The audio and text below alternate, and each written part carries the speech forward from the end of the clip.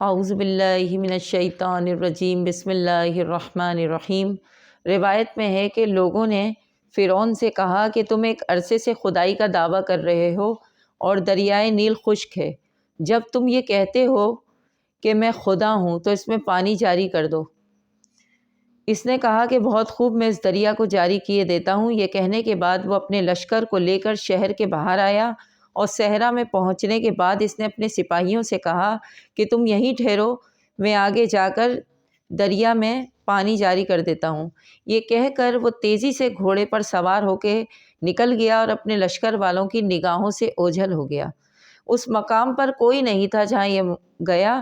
فرعون اپنے گھوڑے سے اترا، اس نے اپنا تاج اتار کر زمین پر پھینکا اور زمین پر اپنے آپ کو گرا دیا۔ اس حالت میں وہ یہ کہہ رہا تھا کہ تمام جہانوں کے خدا، میں اچھی طرح جانتا ہوں میں جھوٹا ہوں، جھوٹ بولتا ہوں، لیکن میں آخرت نہیں چاہتا بلکہ دنیا کی بادشاہی اور حکومت چاہتا ہوں۔ مجھے رسوا مت کر خداوند، میں جانتا ہوں کہ تمام کام تیرے ہی ہاتھ میں ہے، میری حاجت بھی تیرے ہی حضور ہے، اور تو دریا میں پانی جاری فرما دے۔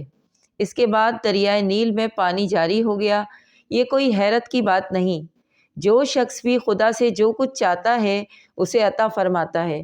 فرعون خود ہی کہہ رہا تھا کہ میں آخرت نہیں بلکہ دنیا چاہتا ہوں، جیسا کہ شیطان نے بھی آخرت کے بجائے اس دنیا میں قیامت تک زندہ رہنے کی خواہش کی تھی، جو کہ قبول ہو گئی۔